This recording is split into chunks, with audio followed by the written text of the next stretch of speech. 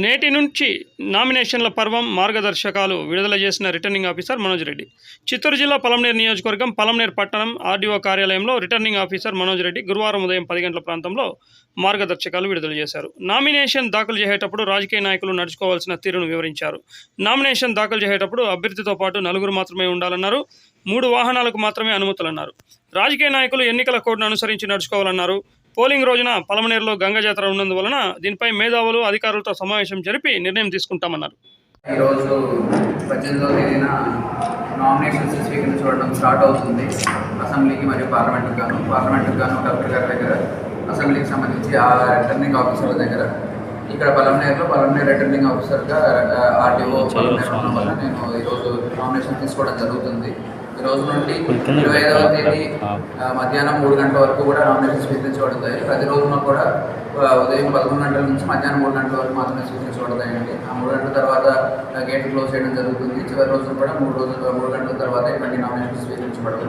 3 గంటల వరకు ఎవరైతే లోపలికి వస్తారో వాళ్ళందరినీ కూడా ఒక సీరియల్ నెంబర్లో పెట్టి వాళ్ళందరికీ లేట్ అయినా సరే వాళ్ళందరికీ నామినేషన్ స్వీకరించబడి వారికి వాళ్ళని అప్నాలజ్మెంట్ ఇవ్వడం జరుగుతుంది.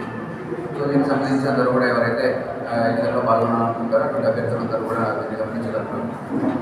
అదేవిధంగా ఆ తర్వాత 25వ తేదీ సాయంకాలం 3 గంటలకు అయిపోయిన తర్వాత 26వ తేదీ ఉదయం 11 గంటల నుండి ఆ నామినేషన్ యొక్క స్క్రూటినీ జరుగుతుంది.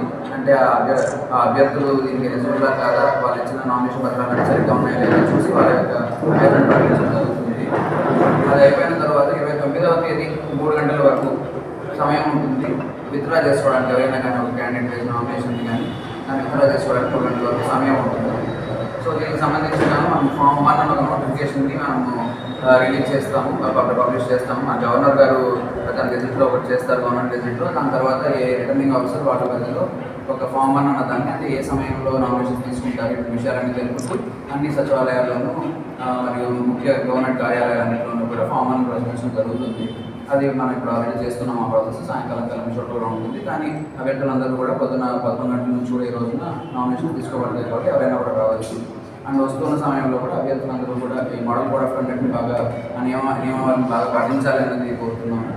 ఉదయం 11 గంటల నుంచి 3 గంటల వరకు ఒక 100 మీటర్ల దూరంలోనూ ఆర్డీఓ ఆఫీసర్ అంటే రిటర్నింగ్ ఆఫీసర్ యొక్క కార్యాలయం నుండి ఒక 100 మీటర్ల దూరంలో దాన్ని అందరినీ కూడా ఆపడం జరుగుతుంది. కేవలం 3 వెహికల్స్ మాత్రమే, ఒక అభ్యర్థి తరపున 3 వెహికల్స్ మాత్రమే, అంటే కేవలం అభ్యర్థి మరియు 4 మాత్రమే లోపలికి వచ్చే విధంగా ఆస్కారం ఉంటుందండి. సో ఈ విషయాలు కూడా గమనించుకొని అదేవిధంగా ర్యాలీలు అవి చేస్తున్నప్పుడు కూడా ఎన్సీసీ కోడ్ అంతా కూడా అందరూ పాటించాల్సిందిగా కోరుతూ ఉన్నాము. అనుమతి ఉండదండి, కేవలం లేదు ఆఫీస్లో రావడానికి ఉండదండి. ఆ 100 మీటర్ల పరిధి లోపలికి ఎవరు కూడా కేవలం ఈ ఎన్నికలు నిర్వహించిన అధికారులు తప్పితే ఎవరు రావడానికి ఉండదు. బట్ దానికి సంబంధించి వాళ్ళు ఏదైతే అఫిడవిట్ నామినేషన్లు వేస్తారో వాటి యొక్క నమూనా పత్రాలు మాత్రం మీకు ఇవ్వడం జరుగుతుంది. 3 గంటలు అయిపోయిన తర్వాత సాయంకాలం 5 గంటల లోపల మీకు అవి ఇచ్చే విధంగా మేము చూస్తాం. ఎవరో ఒకరికి ఇస్తే మీరు వాటన్నిటిని కూడా లేదండి, నామినేషన్ ఇవ్వాలని నాకు ఏం లేదు, అలాంటి అవకాశం లేదు. అది సెక్యూరిటీ పరంగాను అంటే అక్కడ ఎంసీసీ కోడ్ అటువంటి వాటిని కూడా వైలేషన్స్ జరపడం చూడడానికి ఓన్లీ ఆఫీసెస్ ఉన్న వల్ల జరుగుతుంది. అనుమతి వాళ్ళకి లేదు. మనము కానీ తప్పకుండా అవన్నీ కూడా నామినేషన్లు కానీ అఫిడవిట్లు కానీ అటువంటివన్నీ మీరు తీసుకునే అధికారం మీకు ఉంటుంది, ఇవ్వాల్సిన బాధ్యత కూడా మాకు ఉంటుంది. సో తప్పకుండా ఏవైనా వాళ్ళు ఏ రోజుకి ఆ రోజు ఇస్తున్న నామినేషన్లు, వాళ్ళు నామినేషన్ తీసుకున్న ఫోటోలు అటువంటివన్నీ కూడా మేము ఇవ్వడం జరుగుతుంది. దాంట్లో అటువంటి ఇబ్బంది కలగదు. అదేవిధంగా అఫిడవిట్లు వేస్తారు, అఫిడవిట్ని కూడా మీకు ఇవ్వడం జరుగుతుంది. నామినేషన్లు అఫిడవిట్లు అన్నింటినీ కూడా మనం నోటీస్ బోర్డులో పెడతాము, ఆర్ఓ నోటీస్ బోర్డు పెడతాము. అదేవిధంగా మీరు అడిగిన వాళ్ళకి ఎవరికన్నా అడిగిన విధంగా కాపీస్ కూడా ఇస్తాం.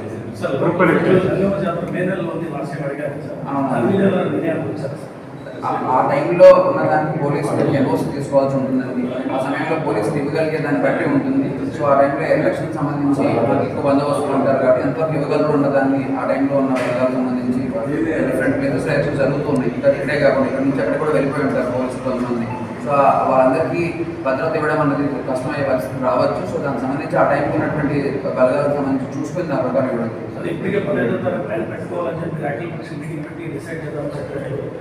అదే ఆ విధంగా పెట్టుకుంటే వాళ్ళకి అందరికీ కూడా మంచిదని వాళ్ళందరికీ కూడా చెప్తున్నది. ఒక 15వ తేదీ తర్వాత నుంచి ఎప్పుడు పెట్టుకున్నా సరే మనం దాని నుంచి భద్రత అంతా చూసుకోవడానికి ఉంటుంది. ఎందుకంటే గంగమ్మ జాతర జరుగుతున్న ప్లేసెస్ వాటన్నిటిలో పోలింగ్ స్టేషన్స్ అన్ని చోట్ల ఉంటాయి.